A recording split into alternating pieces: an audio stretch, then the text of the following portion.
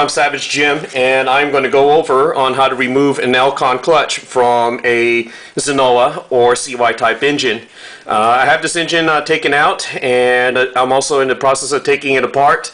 I've installed a multi-purpose tool on the flywheel. This multi-purpose tool is a flywheel puller. It also functions as a clutch puller, and also it's meant to be a flywheel holder as well. In this purpose, I'm using it as a flywheel holder because I need to keep the crankshaft from turning while I get at this Elcon clutch. Some people opt to use a piston stop at the top.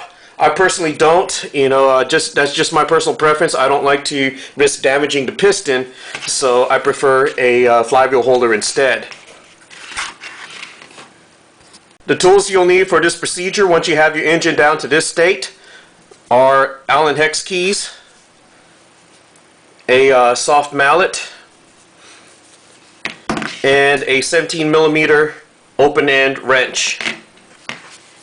Now, first thing to do is to take your 4mm Allen hex key and get into here. You see this bell housing.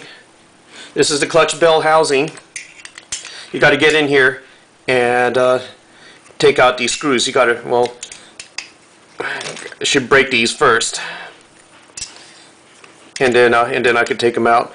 I'm going to pause the video and do this, and I'll pick up onto the next step. Okay, with the 4mm Allen wrench, I've taken out the screws that secure this clutch housing in place. I'm going to take the soft rubber hammer, using the soft side, not the hard side. I'm going to give that a little wrap right there, and look at that. That actually came off rather easily. I probably didn't even need a hammer to give that a little wrap. What that does is that allows this clutch housing to come down some, so that you expose this the 17mm nut right here, which is on the bottom of the Elcon clutch. Now, you'll have to hold your piston in place, your flywheel in place with the piston with the flywheel holder. Take your 17mm wrench and slip it onto that nut right there, and turn it. It's a little bit loose, so I'm going to use the mallet again. I'm going to lean that on the table right there so that the table's holding up this end, and I'm going to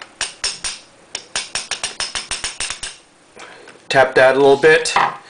Well, actually, I'm going to tap this a little bit harder, so it's hard for me to film at the same time. So I'm going to pause again while I break the nut and get it off the get it loose off of the flywheel, off of the crankshaft. I'm sorry.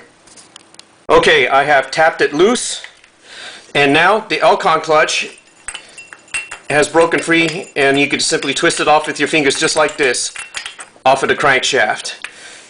Elcon clutch comes off, and so does the clutch bell housing. Now, this clutch bell housing, I just want to go over this really quickly. As you can see over here, this has a machine cut right here. This is what a